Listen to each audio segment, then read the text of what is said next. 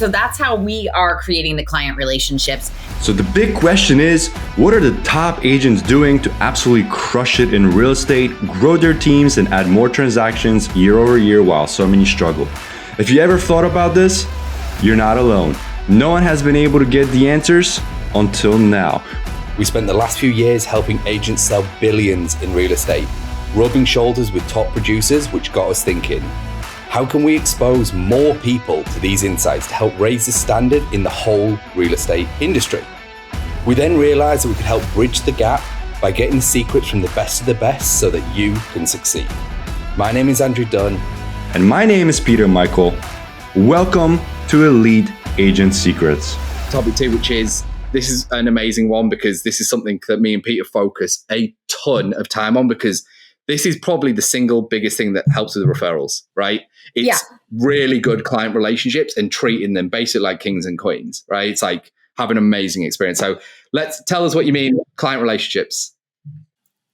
Pete, do you want to say something? I was just going to say, so why don't we dive in and tell us, literally, Andrew took it right out of my words, but I also want to know. We'll let you do number 3. Love it. I want to know how you're strengthening your client relationships, because a lot of people, I think, kind of get this wrong. When we think client relationships, they're thinking very surface level, and you don't do 50 or 60 deals a year by being surface level. Sorry? Starbucks gift card, mate. $10 Starbucks gift card. You've nailed the client relationship. You probably a quarter of the way there, right? You ethically bribe them in some shape, way, or form. But like, I'm in the business for a very short amount of time, and I am finding myself, how do I, with the handful of people that have trusted me so far, how do I not be like overbearing, hey, what's up, how are you, to what can I do to service you, just checking in. And I'm finding myself that after the transaction ends, there's different touch points, but I don't know if that's not enough or if it is enough. Should I be doing anything else? And I think that's where your secret sauce pretty much lies, and you somehow cracked the code on this. Well, it's I think the one thing that I do pride myself on, and is the biggest thing growing my team, is that the smile that you see that I've given you today is what my folks are seeing. Okay. They're not seeing what goes on behind the scenes. Okay. I call that in my team meetings our 4 walls, right? You can bitch and complain when we're within our 4 walls, but the face that goes out there, the text that goes out there, the email tone of voice that goes out there needs to be this smile, because that's it is. And in this poker face, this is like all smiles, happy, like I'm here for you. Okay. Because one thing that you said was that even though I've not sold another $1 million house, every house that I sell is a $1 million home to somebody. Because whether you can afford $1 million right now, or if you're at your first level home, you're getting the same exact experience from us, hands down. And I love that. If you cannot do that, you cannot be on my team. If you cannot take every single lead that I hand to you, okay, and I'm giving all my girls their leads right now. I have a team of women right now. I'm looking to add a guy, but that just hasn't happened. So, and I have that particular one in mind. Well, there's nothing wrong with that. Give yourself some credit. You guys are a bunch of lady bosses are and sweeping we're all really good at Vermont baking, and we've got all the women things like down to a T. Like I assure you, all our lenders who got our really pretty cookie boxes were very happy about that, and our attorneys who got our wreaths. So there it is. There's something that we do. The client relationships. It's giving back. It's giving back in more ways than just gifting stuff to people. We do community events. We have a yearly calendar that we put out. And again, some of these things are just rolling in the last year because I didn't hire a full-time assistant until 2.5 years ago when Chelsea, who's now my Vermont and New Hampshire buyer specialist, she just got licensed in New Hampshire like the last couple of weeks, surprised me with it. So that was awesome. And so I hired her 2.5 years ago, which is how I said that I think every agent should get started. You need to find somebody who's a top agent who's probably looking to expand or is getting to the point where they need some help.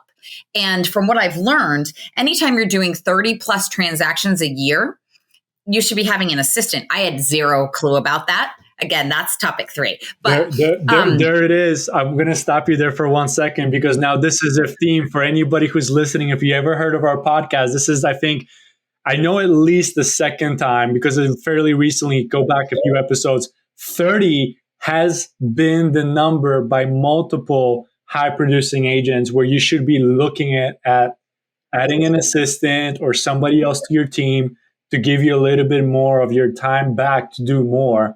That's so weird, though, when it's multiple people who are high producers go back and they go about 30. Do you know what I mean? Like, it's weird because it's like you don't know each other, different states, different people. It's weird, but I have a feeling there's a theme to the top producers, and that's that a lot of us get real estate coaching, which is topic number 3. So we're not there yet. But absolutely, so I hired Chelsea as my assistant. She was still a paraeducator at one of the local schools. That she carried the benefits for her family, so I needed to make sure she was getting paid. If I was going to get her on full time, I needed to make sure that I was going to be paying her. I also incentivized her a bit. She did great her first year. It was COVID. COVID had just hit. She'd been with me less than 6 months, and COVID hits, and we are balls to the wall, busy, like can't even see straight. I'm turning down buyers left and right. I'm not meaning to let them go by the wayside, but we can't even keep up at that point. And I think your strategy is very, very, very good from the point of, if more people came into the industry the way you came into the industry, or your buyer's assistant, we would have a lot more stickiness for year 2 and year 3. Yeah. I think people dive in balls deep. They've never ran a business. They never had an income that's highly volatile, where 1 month you can make 10 grand or 30 grand. And they don't understand conceptually that sometimes needs to carry them for 2 or 3 or 4 months. Yeah. So by having some stability in the beginning, it allows them to really learn the foundational elements of the business, as opposed to just jumping in the middle of the ocean and somebody saying, carpe diem, swim back to the shore. Yeah. A lot of them just drown. They do. And I think that's because people aren't honest with them. I get asked all the time, hey, I'm thinking about getting into real estate. And I am brutally honest with my smile on my face, not in a way that I want to turn them down. Trust me, I'm always looking for team members now that we're growing. But I get asked the question and I say, you need to understand, even if you started today, we're licensed today, leave your full-time job. If you find a buyer and they make an offer, you're not closing if they're financing in our area, which is very different than both of yours, I'm sure. Our appraisers are really short. It takes us 50 to 60 days to close a deal. I know. It's a pain in the tail. So it also makes it so that we have to service for a lot longer. So just to keep that in perspective. You're going to be 2 months before you make a check. And that's very hard for people to understand. They know it's commission based, but they don't really realize how long it's going to take. And that's if you were handed somebody on the first day you walked through the door. And we both know that 9 out of 10 agents don't have that blessing per se, right? Yeah. They're like, going to go out and sell real estate. 3 months go by, this thing doesn't work. 6 months go by, they're coming into their last dollars. 9 months go by, they're pretty much depleted everything, and now they're super leveraged and in debt. And I don't even know. I honestly don't know how people do it. My newest team member started with KW this year. In 2021, she had just moved here from Utah. And she started with KW. I happened to meet her at a KW event. They had just done a agent relations get together barbecue. It was fantastic. One of our guys, one of the co-owners of the KW in Burlington, smokes a mean brisket, and he loves barbecue. So he did this awesome backyard barbecue thing for us, which I can still taste it. So that was that good. And I remember meeting her, and she was talking about how she wanted to get on a team because she was new to the area. So now she's double-edged sword on this. Like, she's not only is she a new agent, but she's new to the area. How do you don't know anybody. So there is no sphere of influence that's going to happen. I mean, yes, she may get one buyer that comes from Utah, where she was from, that decides to move out here, but I don't think it's happened yet. And so we didn't have room for her at the time. I had somebody else who I eventually let go this past, just in the last month and a half, because she wasn't team oriented, and team, as I said before, huge for me. You have got to be a team player. Anything that I drop into your mouth, like the little mama bird that I am, I want you to be super excited about and to roll with it. So anyways, so that being said, we eventually grabbed her onto our team, and now just listening to her and, and again, what she's trying to do, it's going to be so much better. She's going to have a fantastic year. A really good buyer's agent should do 24 transactions in a year. And that's her goal. And I'm pretty sure that she's going to surpass that. So when it comes to client relationships and relationship building, what kind of tips and tricks and blueprint are you giving her in order to produce that type of volume? So we're going to be starting, because she literally just came on my team in the last 3 weeks. We start January 1, our full onboarding process. But what we have shown her a taste of is our community outreach. And that's community, not just, again, the town that I live in. And we're not just going to do the town that she lives in. We do community outreach to all of the towns that I market in. And by marketing, I do mean where my Zillow advertising goes. I do a few others, but that type of stuff. Wherever I'm marketing and advertising and putting the Kate & Co. out there, we try to do stuff in all of those towns. So, for example, this has been a huge one that we rolled out this year, started September. We wanted to get back to the teachers because COVID has been so tough. And again, we're not the first ones to do that. I didn't reinvent the wheel. I just said, what are we going to do for the teachers? We thought about doing the like a back to school drive for backpacks. That's actually next year. We'll do that in August, but because this is our first full year of rolling that piece out. But what we decided to do was to bring in a breakfast or some sort of, fun treats once a month to 3 different schools. And next year we'll rotate the schools. So we started with 3 because there were 3 of us before. We now have 4, but that's why we picked 3. And we picked 3 different ones. So we did do the town that I live in because one of my other agents lives here too. And again, we're already known there, but still, I knew that by going to that school that we'd get a lot of press. And those girls are fantastic. Every time we drop off, they're all posting on Facebook. And guess what? They all have their own set of 800 friends. So we get a lot of press. Very strategic. That's really where you're going with this. It is. You have to have a few of those things that are going to be those are the money makers, right? Like, even if they're not making any money, they're the ones that are going to be key for you, because just them sharing it to other people, you never know. That's why I love Facebook and Instagram, because everybody's got their own sphere of influence with their own consistency. Yeah. 3 schools every month. Every month. They're dropping it off. They're posting about it. They're raving about you guys. And it's not like, hey, do business with these guys. No, it's like hey, thank you for Kate & Co. and the rest of the team for probably dropping off, I don't know, $100 worth of dunking or something along those lines, which isn't super crazy. Well, and we also try to partner with the local bakeries and stuff in those towns. So not only are we doing it with somebody like where, I'm going to spend the money, so I don't just have to go. You might as well support local business as opposed to, a franchise. So we do the community outreach things. And that is, again, we are giving back to the schools, but every single month we have not only a team building event, which goes for my Kate & Co. team, my girls, but we also do something that is going to benefit the community in some way. And I actually love what we did in November. And so I want to mention this. So maybe because the one thing that I have learned over the years is you take little tidbits from each other. And that's what we're doing right here on this Elite podcast, is taking little tidbits. So if you can grab one thing and go, oh, I love that they did that. great, do it. Awesome. And if it's not for you, maybe you spiral off and say, okay, I could do something different. So instead of giving to food shelves in November for Thanksgiving, what we did was we wanted to give to our older community, our nursing homes and private care facilities. So we picked a bunch of different ones. I think we did 5, again, in different towns.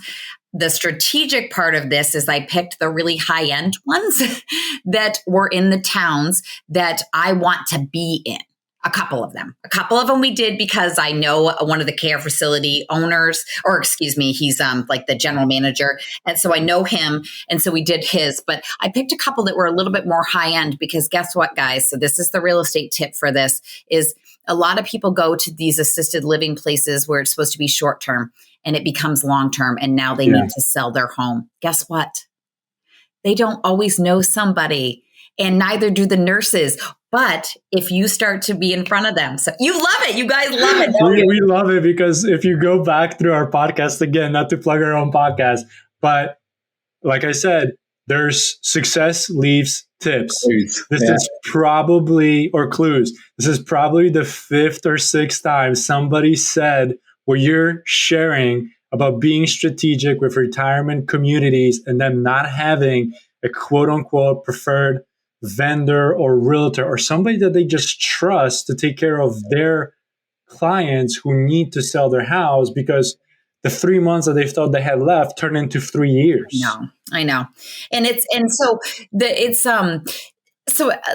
we have to always be, we put out that calendar of events is a marketing calendar. Okay. So, but by marketing, I said I wanted to be the knowledge agent. I wanted to create client relationships. So all these things come down to how do you give back to the community? Because that's what matters. You need to be involved so that people see you. And these are the ways. So what we did is we picked those 5 and we delivered 8 loaves of bread to each of those facilities.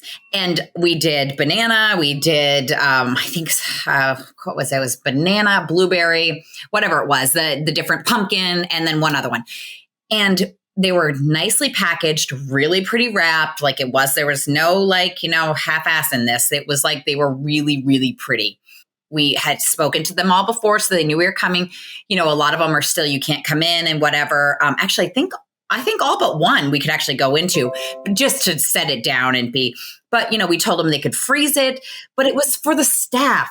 It was I said, roll it out all this, we did it like the week before Thanksgiving, roll it out this week before Thanksgiving, and we knew that they'd be doing dinners for these folks that don't have family or if you need it, we had little notes that went with it and whatnot, but they were overjoyed. The nurses it always was a nursing staff or someone right at the front desk that met us, obviously, but we put my assistant, she's amazing.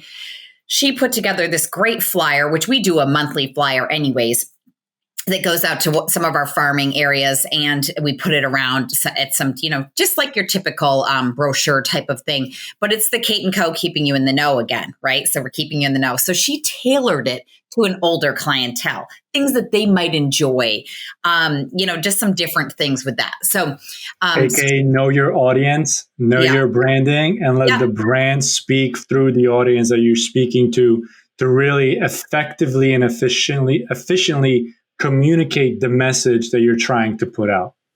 So since then, not only have I received messages from some nurses people that I didn't know worked at those facilities, but I also received, I can't say that it's a full-on pickup from this, but it wasn't necessarily the point. The point was putting ourselves out there. But I did have somebody whose mom is at one of those things who did say, they eventually in the next couple of years will be selling her house, and she just loved what I did, and so she wants to make sure that that I get called. I think the big thing that you're doing this is you're not doing this with the intention of doing it to actually get business because you genuinely care. You're unconditionally giving, and in return you get blessed with the opportunities because the intention now, don't get me wrong, for everybody listening, it is strategic and it is in proximity to where you want to focus. So there's some thought put into this, but you're not going in there saying, ooh, I'm going to do XYZ and I'm going to get ABC. You're like, hey, I'm going to contribute and I'm going to continue contributing. And eventually I know that the law of reciprocity will kick in and I will be blessed in return, aka karma. That when you do enough good out in this world, you're going to just get it back. Yep. Just absolutely. I'm all about what you throw out into the universe is going to boomerang back to you. So I'm not putting out anything negative. It is all positive. In fact, we start every team meeting with Kate & Co. Wednesdays is our team meeting day. We start every single one. We do a gratitude moment and I want to hear it. Whatever your gratitude is, whether it's simple that you are happy that your hands are warm because you have heat. I don't care. I just want to hear something and we take that moment. We do not skip it. And the next thing we do is, what does TEAM stand for? And that is teachable, empowered, achieving, and mindful for us. That's what my acronym for TEAM is. And it's important. And honestly, Amber, my assistant, says, basically, let's have a moment of silence for TEAM. Like, she's like, every time. And we do. We like sit there and we think, like, are you doing those things? So that's how we are creating the client relationships, whether they are clients of ours from the past, or if they're present clients, or if we hope that they're going to become clients. Oh, and by the way, if you're interested in gaining access to our course and coaching programs, then head over to go.eliteagentsecrets.com.